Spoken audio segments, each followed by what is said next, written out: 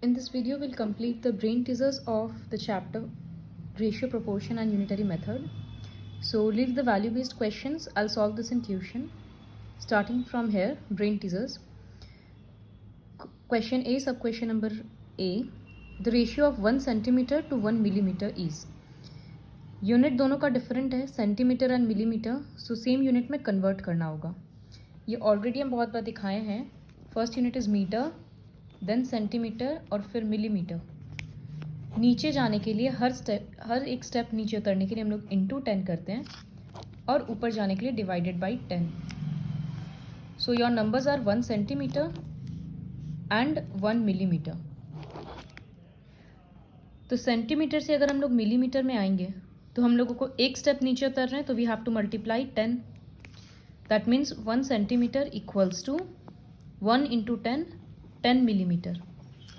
एक स्टेप नीचे आए हैं इसलिए बस एक बार 10 को मल्टीप्लाई करेंगे 1 into 10. So we will write like this, 1 centimetre equals to 10 millimetre.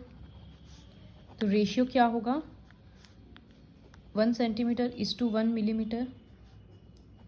इसका मतलब इसके बदले we will write 10 is to 1. तो your answer will be second option. Now second question number B. Fill in the blank box so that this are in continued proportion. Continued proportion हम लोग already पढ़े थे कि middle का number 2 बार repeat होता है. तो बॉक्स का आंसर निकालने के लिए will write like this, since they are in continued proportion,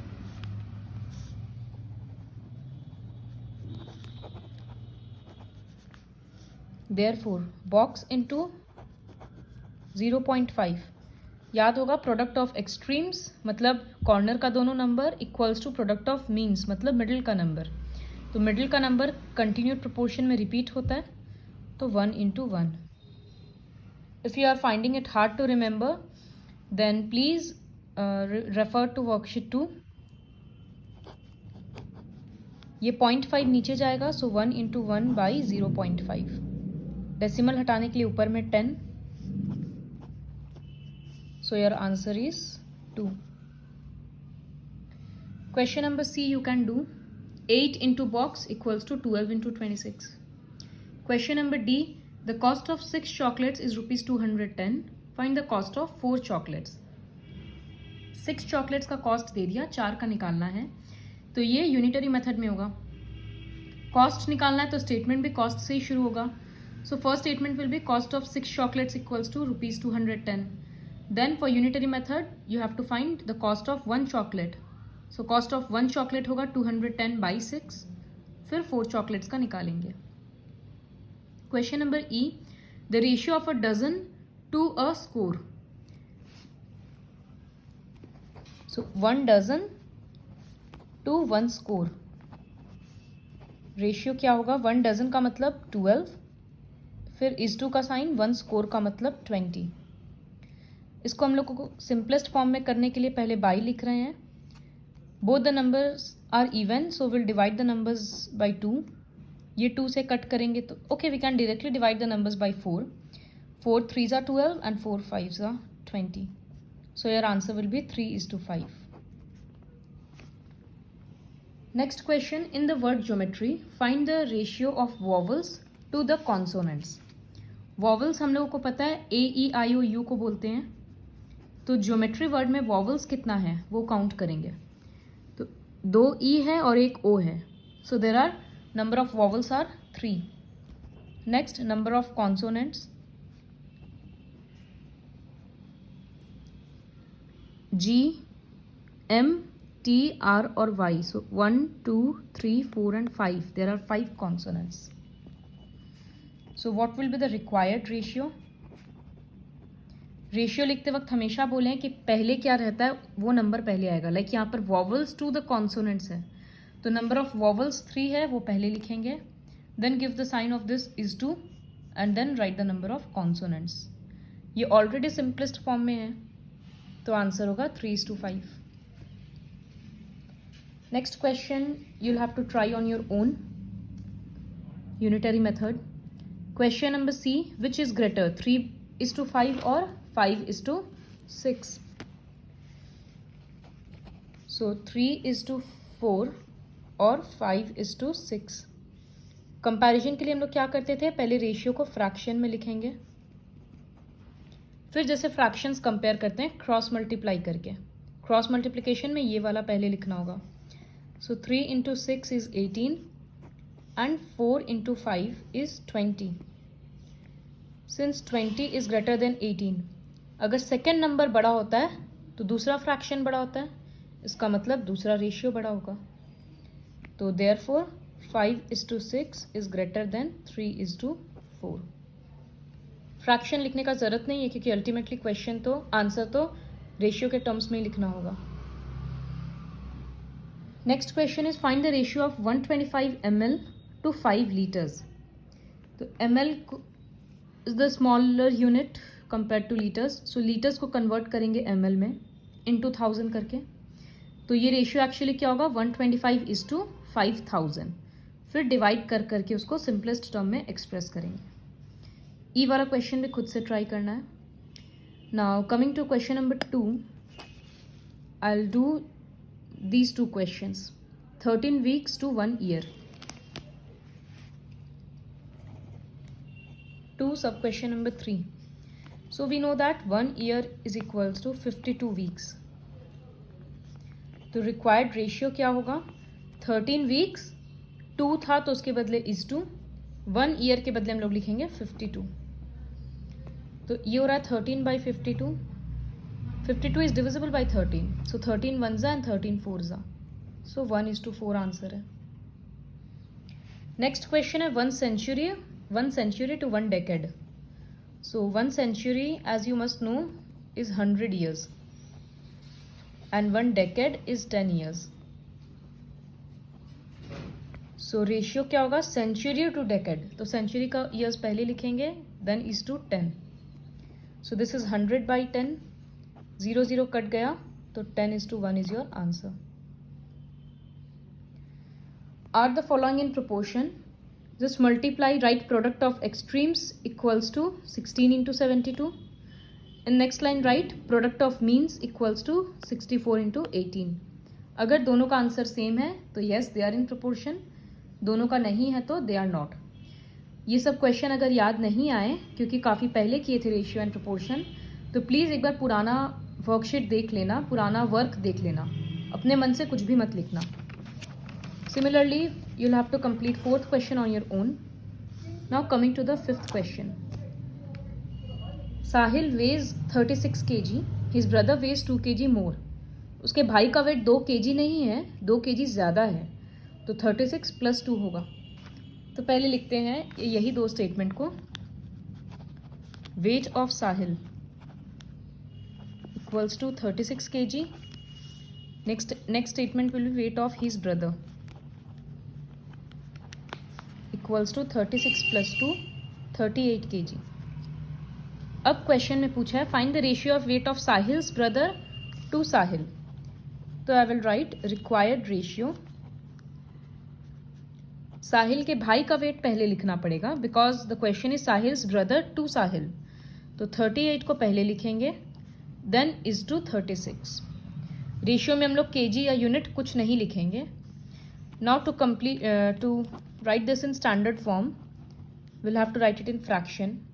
both the numbers are even, so will divide by 2. इसको 2 से डिवाइड करेंगे 19, इसको करेंगे तो 18. अब 19 प्राइम नंबर आ गया है तो वो किसी से डिवाइड नहीं होगा, so this will be your answer.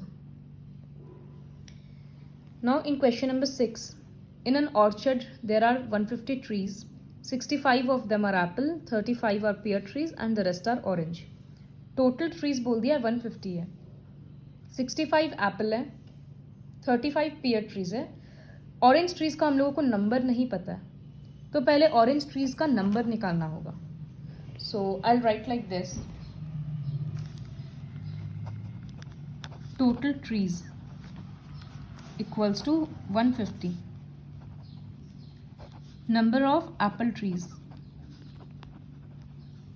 equals to 65. Number of pear trees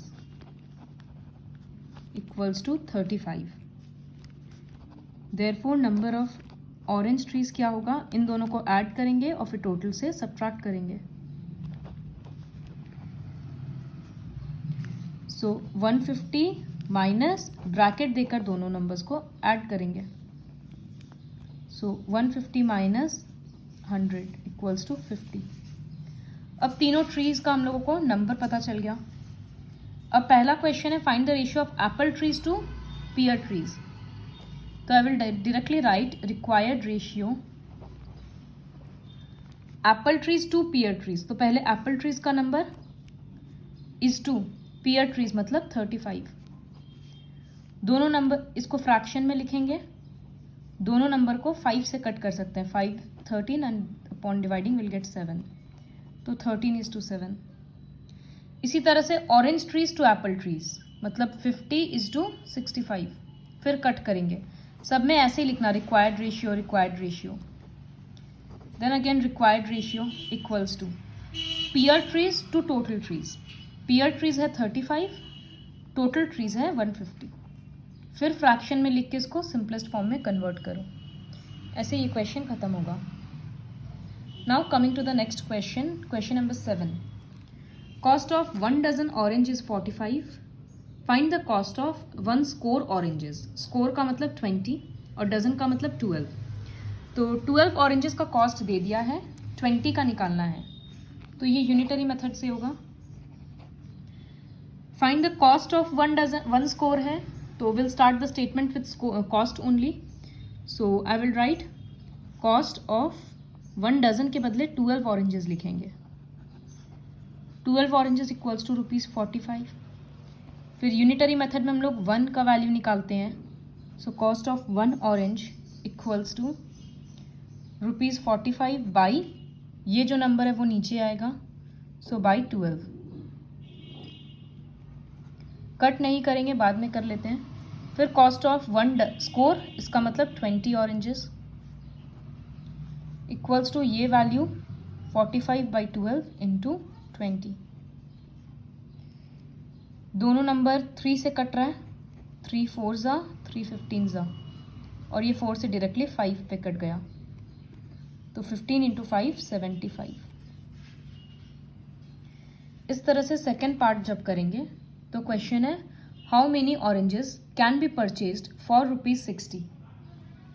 जब क्वेश्चन हाउ मेनी ऑरेंजेस है तो हम लोग अपना स्टेटमेंट भी नंबर ऑफ ऑरेंजेस से स्टार्ट करेंगे। It is very important that you pay attention to this detail. So we'll write number of oranges.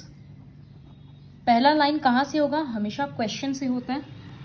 तो इसका मीनिंग क्या है कि 12 ऑरेंज हम लोग 45 रुपीज़ में खरीद रहे हैं। तो इसको ऐसे भी बोल सकते हैं कि 45 रुपीज़ में 12 ऑरेंजेस खरीद रहे हैं। So number of oranges purchased for ₹45 equals to 12। Next statement रहेगा कि 1 रुपया में कितना खरीद रहे हैं। तो ये नंबर नीचे जाएगा, ऐसा मत सोचना बड़ा है तो ऊपर लिख देंगे। So that will be 12/45। Cut नहीं करेंगे। Number of oranges purchased for ₹60 का क्वेश्चन है। So this will be 12/45 into 60। Cut करके देखना क्या वैल्यू आ रहा है। Coming to question number 8। Cost of 5 pizzas is ₹725 and 6 pastries is 210. 5 pizza and 6 pastries का cost दे दिया। If I want to purchase 3 pizzas and 12 pastries कितना पे करेंगे। क्वेश्चन को 2 पार्ट में करेंगे। पहले 5 pizzas से हम लोग 3 pizzas का कॉस्ट निकालेंगे via unitary method only. So cost of 5 pizza equals to ₹725. Cost of 1 pizza equals to 725 by 5. Cut नहीं कर रहे हैं। एंड कितना पिज्ज़ा खरीदे थे 3, तो 3 का कॉस्ट होगा जो 1 के लिए आया था, फिर ऊपर में 3 मल्टीप्लाई कर देंगे। ये डायरेक्टली 5 से डिवाइड हो रहा है 145 पे। तो आंसर क्या आएगा 145 इंटू 3 विच इज़ 435। तो 3 पिज्ज़ा का कॉस्ट तो मिल गया 435। इस तरह से जब 6 पेस्ट्री का कॉस्ट दिया हुआ है cost of 6 pastries equals to rupees 210. तो यहाँ से हम लोग पहले 1 पेस्ट्री का कॉस्ट निकालेंगे, 210 बाई 6. अब हमको कितना खरीदना था? 3 पेस्ट्रीज खरीदना था, तो 210 बाई 6 इंटू 3. 3 से 6 2 पे चला गया, 2 and will divide this and will get 105. तो टोटल कॉस्ट कितना होगा? 435 प्लस 3 पेस्ट्रीज के लिए 105. So at the end write total cost या amount to be paid equals to 435 plus 105. Next question number 9. What is the ratio of, first see the second question, prime numbers and composite numbers from a set of natural numbers from 1 to 20. मतलब 1 to 20 से कितना prime number और कितना composite number है उसका ratio निकालना है. तो सब दो चीज़ पहले तो समझना होगा. फ्रॉम 1 to 20 का मतलब होता है हम लोग 1 भी इंक्लूड करेंगे अपने काउंटिंग में और 20 को भी लेंगे. तो सबसे पहले हम लोग लिख रहे हैं प्राइम नंबर्स. इनमें से कितना सारा नंबर्स प्राइम है? तो will start from 1. 1 is neither prime nor composite. तो सबसे पहला प्राइम नंबर आता है 2, फिर 3, देन 5, 7, 11, 13, 17 एंड 19. ये सारा प्राइम नंबर्स था. इसी तरह से हम लोग पहले कॉम्पोजिट नंबर्स लिख लेंगे. तो कॉम्पोजिट 1 तो कॉम्पोजिट नहीं है, प्राइम नहीं है. 2, 3 प्राइम हो गया. तो 4, 6, 8, 9, 10, 12, 14, 15, 16, 18 एंड 20 भी लेंगे. Therefore required ratio. रेशियो लिखते वक्त ये लोग बोले हैं प्राइम एंड कॉम्पोजिट. तो पहले प्राइम नंबर्स लिखना होगा. कितना सारा है? 1, 2, 3, 4, 5, 6, 7, 8. There are 8 prime numbers. And कितना सारा कॉम्पोजिट है? Upon counting you'll get 11. So this is the ratio 8:11. इसी तरह से 9 का ए में number of even numbers to odd numbers का रेशियो निकालना है from a set of 30 to 50. तो 30 से 50 तक पहले लिख लो इवन नंबर्स कौन कौन सा है और ऑड नंबर्स कौन कौन सा है, फिर रेशियो लिखना. ऐसे ही लिखना even numbers equals to even numbers from 30 to 50. तो 30 भी इंक्लूड होगा, 32, 34 इस तरह से लिखते रहना.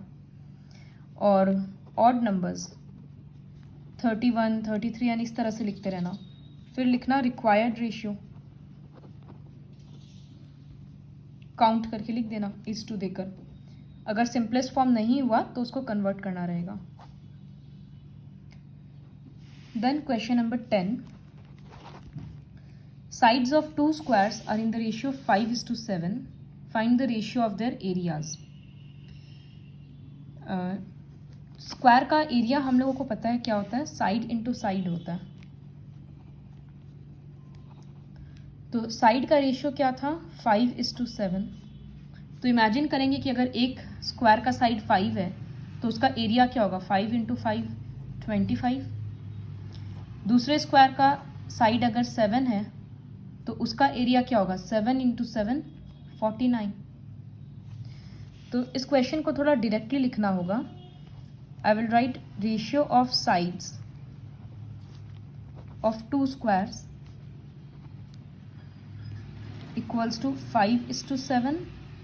Now I will directly write ratio of areas of two squares. पहले स्क्वायर के लिए 5 × 5 तो उसका होगा 25. दूसरे के लिए 7 × 7 करेंगे तो 49.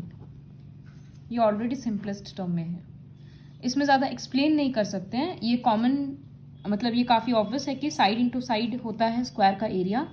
तो 5 × 5 25, 7 × 7 49. Now coming to the last question for the chapter, question number 11. A distance of 500 km between two cities, Raipur and Rajmundry, is represented on the map by 5 cm. ये हम लोगों को पता है कि एक्चुअल जो डिस्टेंस होता है मैप में स्केल के अकॉर्डिंग ड्रॉ किया जाता है। मतलब दो शहर के बीच का डिस्टेंस है 500 किलोमीटर। तो मैप में तो 500 किलोमीटर से दिखाएंगे नहीं, तो मैप में इतना पास दिखा दिया गया, बस 5 सेंटीमीटर की दूरी पर। तो बोल रहा है कि अगर 8 सेंटीमीटर कोई दो सिटी है जो मैप में 8 सेंटीमीटर दूर है, तो इसका मतलब वो लोग एक्चुअली में कितना दूर है। इस तरह के क्वेश्चन को भी यूनिटरी मेथड से ही किया जाएगा।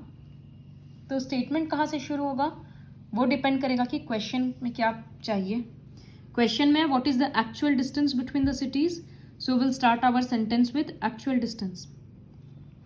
सो I will write like this, actual distance between the cities when distance on map is 5 centimeter equals to 500 kilometre. Statement क्या लिखा है, दो सिटीज के बीच में अगर मैप में डिस्टेंस 5 सेंटीमीटर है तो एक्चुअल डिस्टेंस कितना हो रहा है 500 किलोमीटर। फिर हम लोग 1 सेंटीमीटर के लिए देखेंगे, तो एक्चुअल डिस्टेंस, स्टेटमेंट इसमें थोड़ा ज़्यादा होगा, between the cities when distance on map is 1 centimetre. तो ये नंबर यूनिटरी मेथड में नीचे जाता है, तो वी विल राइट 500/5। अब मैप में एक्चुअली डिस्टेंस कितना है 8 सेंटीमीटर, तो 1 के बाद हम लोग क्वेश्चन का निकालते हैं, तो we will write actual distance, I am not writing the exact words, actual distance between the cities when distance on map is 8 centimetre equals to, जो 1 के लिए आया है 500/5 इंटू 8, ये 100 से कट गया, 100 इंटू 8 इज 800, यहाँ यूनिट चल रहा था किलोमीटर का। स्टेटमेंट थोड़ा बड़ा है, कॉपी में लिख लेना, उसके बाद इस क्वेश्चन को 2-3 बार प्रैक्टिस करना होगा।